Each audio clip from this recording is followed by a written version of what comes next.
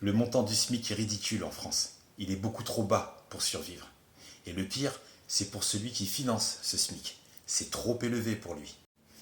Sur ton bulletin de salaire, tu peux voir ce que paye l'employeur après avoir déduit les 23% ou presque le double selon les différentes entreprises. Et là, tu découvres ton SMIC, c'est-à-dire les miettes.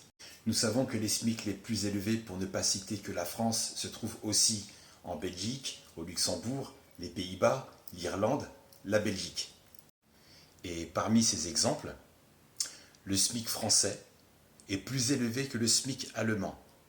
Mais, quand tu déduis toutes les charges patronales, le salarié allemand perçoit beaucoup plus que le salarié français. Donc, taxer directement le travailleur sur le fruit de son travail, pour le gouvernement, c'est banal, mais pour le salarié, c'est de la souffrance.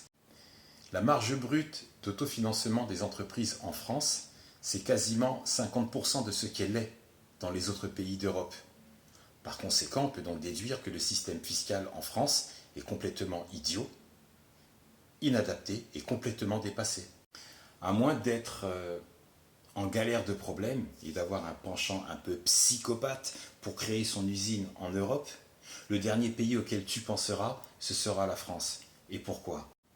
La France était un pays où son industrie était au top. Et il a fallu pas moins de 40 ans pour la transformer, la mettre à genoux et la détruire.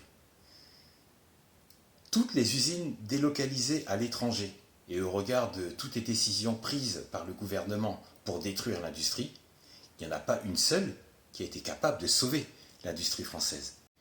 Elles ont toutes été conçues pour faire sauter les usines en France, depuis l'arrivée de Lionel Jospin, Nicolas Sarkozy, mensonges, tricheries, Monsieur Delors, ancien président de la Commission européenne. Elles ont toutes éclaté au visage des Français. Ça a motivé en fait le déclin industriel et l'abandon des meilleures boîtes les plus performantes en France. 12 juin 1997, Lionel Jospin désespère les salariés de l'usine Renault-Villevorde. Novembre 2018, fermeture de l'usine Ford dans la Gironde.